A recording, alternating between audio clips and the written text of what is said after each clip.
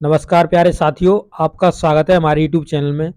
और जैसा कि आपको पता है, डीएलएड तृतीय सेमेस्टर के अंतर्गत हमने आपका मैथ स्टार्ट किया, जिसके अंतर्गत आपके चैप्टर 1, चैप्टर 2, चैप्टर 3 और चैप्टर 4, तो इसके सभी कॉन्सेप्ट चैप्टर 1 के, चैप्टर 2 के, चैप्टर 3 के सभी कॉन्सेप्ट, सभी एग्जाम्पल्स और सभी आपके एक्सरसाइज के क्वेश्चनों को मैंने कंप्लीटली आपको डिटेल में कराया हुआ है। इसकी एक डेडिकेटेड प्लेलिस्ट हमने बनाई हुई है, आप वहां से जाकर के सभी वीडियो प्रीवियस के देख सकते हैं। चैप्टर 4 के अंतर्गत हमने जो टॉपिक पढ़ रहे हैं वो हम क्या पढ़ रहे हैं, एसआई और सीआई, जिसे हम इंग्लिश में कहते हैं सिंपल इंटरेस्ट और हिंदी में कहते हैं साधारण ब्याज। और यहाँ पर जो सीआई है उसे कंपाउंड इंटरेस्ट बोलते हैं, जिसे हिंदी में चक्रवृद्धि ब्याज बोलते हैं। और इस टॉपिक से, इन दोनों टॉपिकों से मिलाकर के आपके 2 से 3 क्वेश्चन आपको एग्जाम में देखने के लिए मिलेंगे। तो आपको क्या करना है, इस चैप्टर के सभी जो कॉन्सेप्ट हम ऑलरेडी करा चुके हैं, एग्जाम्पल्स ऑलरेडी आपको करा चुके हैं, जहां पर आपको एसआई के, सीआई के सभी एग्जाम्पल्स और सभी कॉन्सेप्ट को मैंने डिटेल में कराया हुआ है। तो आप जाकर के उन वीडियो को जरूर देख लीजिए। और अभी जो आपका एसआई चल रहा है, इसके अंतर्गत मैंने आपको 5 क्वेश्चंस करा दिए हैं, डिटेल में समझा दिए हैं किस प्रकार से आप जब जाएंगे, तो आप जब अपनी कॉपी लिख रहे होंगे तो किस तरीके से आप अपनी कॉपी में वहां पर क्वेश्चन को फ्रेम, जो सॉल्यूशन होगा उसको फ्रेम करेंगे, किस तरीके से उसे लिखेंगे, वो देख सकते हैं। इसी क्वेश्चन के माध्यम से ही आप देख सकते हैं कितना कितना मैंने डिटेल में यहाँ पे समझाया हुआ है। तो आज क्वेश्चन नंबर 6 की तरफ हम प्रोसीड करेंगे। इससे पहले क्वेश्चन नंबर 5 तक हम कंप्लीटली करा चुके हैं। तो क्वेश्चन नंबर 6 पर चलते हैं और वहां पर आपको हम समझाने का प्रयास करते हैं। तो ये आपका क्वेश्चन नंबर 6 है, जिसे मैंने डिटेल में यहाँ पे लिखा हुआ, देखिए क्वेश्चन भी लिखा हुआ है और क्वेश्चन के बाद मैंने आपको यहाँ पे सॉल्यूशन उसका डिटेल में आपसे कराया हुआ है, आपको देख सकते हैं आप। तो देखिए यहाँ पर लिखा हुआ है कि 500 रुपए हैं, जिसे हमने 4.5 वर्ष के लिए 5% की दर से सरल ब्याज हमें ज्ञात करना है। 5% की दर से हमने किसी को दे दिया है, यानी 500 रुपए हमने किसी पर्सन को दिए हैं, और वो भी हमने कितने वर्ष के लिए दिए हैं, तो हमने 4.5 ईयर्स के लिए उसको दिए हैं, ब्याज पर दिए हैं। और हम कितनी दर उस पर चार्ज कर रहे हैं, तो हम 5% की दर से उस पर ब्याज लेंगे। तो अब कह रहा है कि आपको यहाँ पे सरल ब्याज यानी साधारण ब्याज ज्ञात करना है। तो वही देखिए यहाँ पे मैंने पूरा डिटेल में आपके लिए लिखा हुआ है, ताकि आपको कोई भी प्रॉब्लम नहीं होगी जब भी आप इसके क्वेश्चंस को आप कॉपी में लिखेंगे। तो इस प्रकार से कुछ लिखेंगे, तो डालेंगे सॉल्यूशन, या हिंदी में से लिख सकते हैं हल, इस तरीके से हेडिंग डालेंगे और लिखेंगे हमें दिया गया है, या इस प्रकार से लिख सकते हैं कि प्रश्न में दिया गया है। अब क्या दिया गया, देखिए मूलधन दिया गया है, लिखना इसी प्रकार से आपको, मूलधन बराबर 500 रुपए, समय बराबर यहाँ पर आप देख सकते हैं कि आपको 4.5 वर्ष दिया गया, जिसे हमने सही कर लिया है, तो 9/2 वर्ष हो जाएगा आपका। क्यों, क्योंकि ये लिखा हुआ है 4 सही 1/2, और जब 4 दूना 8, इसमें इसका मल्टीपल करते हैं और इसमें इसे हम जोड़ देते हैं, तो हमारा कितना आ जाएगा, 4 दूनी 8 और 8 में 1 जुड़ेगा तो 9/2 हो जाएगा। तो यही वर्ष हो जाएंगे, वो मैंने यहाँ पे लिखा हुआ है, आप देख सकते हैं। इसके बाद हमको क्या दिया गया है, इसके बाद हमको दर दी गई है, दर हमने 5% लिख ली है। अब हमको निकालना क्या है, तो हमें निकालना है साधारण ब्याज।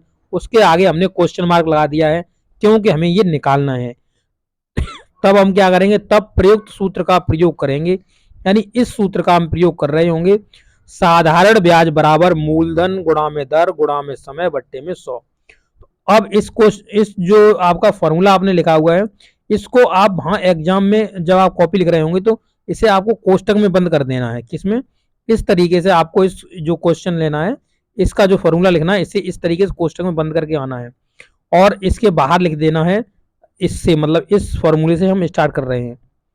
ठीक है, साधारण ब्याज बराबर है, यहाँ पर देखिए मूलधन हमने रख दिया है, समय को हमने यहाँ पे 9/2 वर्ष रख दिया है, और यहाँ पर परसेंटेज जो हम कितने परसेंट की दर से ले रहे हैं, तो 5% की दर से ले रहे हैं, तो 5 लिख दिया है।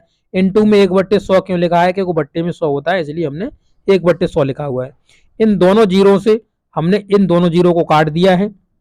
ठीक है, इसके बाद हमने क्या करा है, 5 25, तो इसमें 25 25 25 में 9 मल्टीपल करेगा, बट्टे में 2 है, तो 25 नंबर कितना होता है, 225 होता है, और 225 में 2 का भाग देंगे तो जब 225 में हम इस तरीके से 2 का भाग दे रहे होंगे, 2 का भाग दीजिए 225 में, तो आप आसानी से दे सकते हैं 2 एकन 2, ठीक है, 2 एकन 2 हो जाएगा, फिर कुछ नहीं बचेगा, फिर 2 का उतार लेंगे। इस तरीके से आप करेंगे तो कितना 112.5 रुपए आपका आ जाएगा। तो इस तरीके से आप इस क्वेश्चन को आप डिटेल में समझ सकते हो।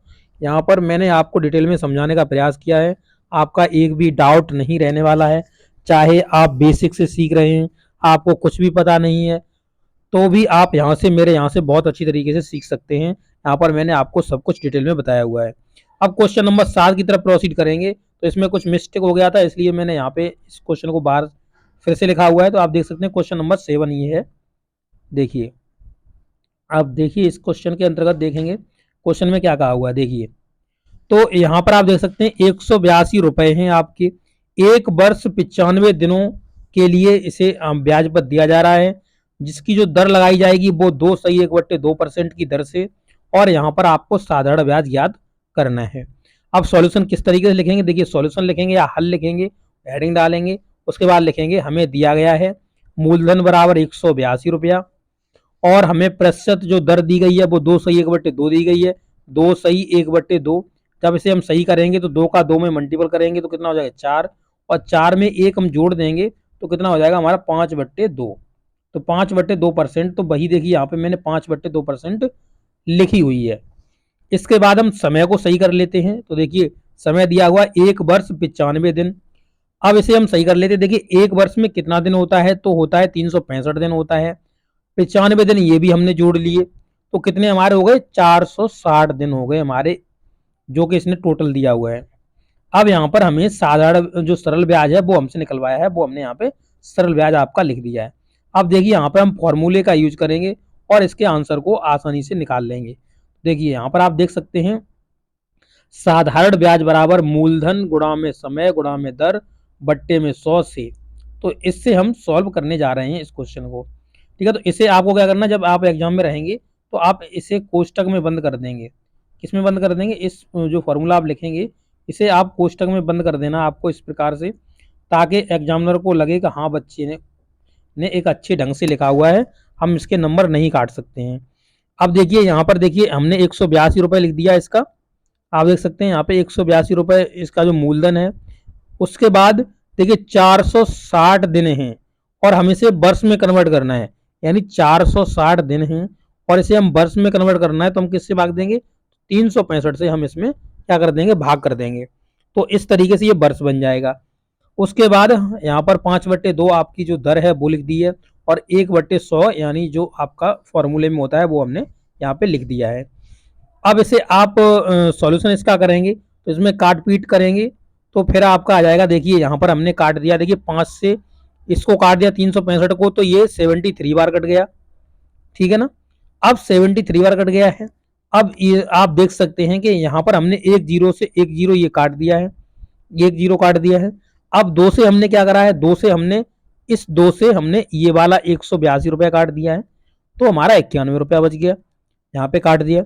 अब देखिए यहाँ पर 91 इंटू में कितना आ गया 46, और बट्टे में नीचे आपका 10 73 में मल्टीपल करेगा तो 730 हो जाएगा। फिर हमने 91 में किसका कर दिया मल्टीपल, 46 का कर दिया। यहाँ पे आप देख सकते हैं 91 में हमने 46 का मल्टीपल कर दिया है, आपको दिखा भी दिया है। उसके बाद हमारा आ गया 41.86, 41.86 आया, बट्टे में 73 इसमें डिवाइड कर रहा है।